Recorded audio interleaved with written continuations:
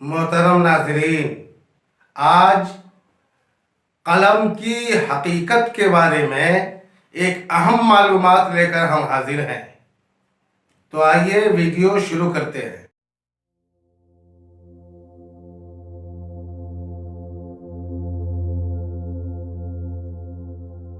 کیا آپ جانتے ہیں کہ قلم جس نے لوح محفوظ میں لکھا وہ قلم کس چیز کا ہے؟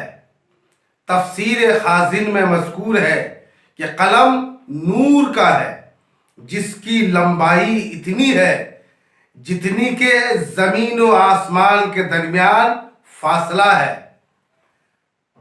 سوال یہ پیدا ہوتا ہے کہ قلم نے سب سے پہلے لوح محفوظ میں کیا لکھا؟ تو اس سلسلے میں تفسیر اور احادیث سے پتہ چلتا ہے کہ قلم نے سب سے پہلے لوح محفوظ میں بسم اللہ الرحمن الرحیم لکھا۔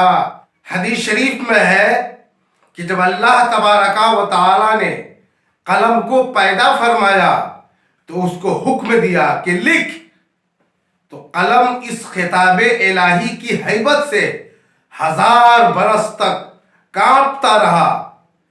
پھر عرض کیا، 1000 برس کے بعد قلم نے عرض کیا کہ اے پروردگار کیا لکھوں؟ تو رب نے فرمایا کہ میری توحید لکھ۔ قلم نے لوح محفوظ پہ لا الہ الا اللہ لکھا۔ پھر ارشاد ہوا کہ قیامت تک جو کچھ ہونے والا ہے ہر ایک کی مقدار لکھ۔ تو قلم نے سب کچھ تفصیل کے ساتھ لکھ دیا۔ دنیا تو فنا ہو جائے گی مگر 7 چیزیں ایسی ہیں جنہیں فنا نہیں ہے، وہ باقی رہیں گی۔